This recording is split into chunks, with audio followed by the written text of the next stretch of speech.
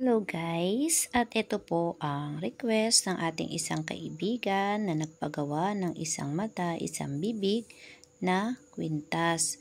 Ito po ay pinalaman ng iba't ibang uri ng sangkap na pangontra, pangdepensa, pangtaboy ng malas, at may sangkap na pampaswerte at may medalyon din po ito.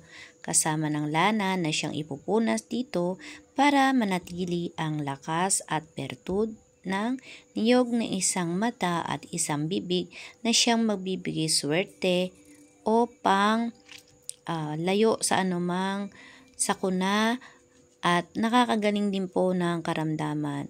Ang niyog ng isang mata, isang bibig, ito ay mahusay sa larangan ng espiritual, lalo na't ito ay nilagyan ng iba't ibang uri ng pangontra sa loob, kaya't mas napalakas ang bertud nito. Sa mga nagnanais, ayan po, pwede rin po kayong magpagawa o magpasadya kung ano po ang nais nyong ipalaman sa loob na mga mutya.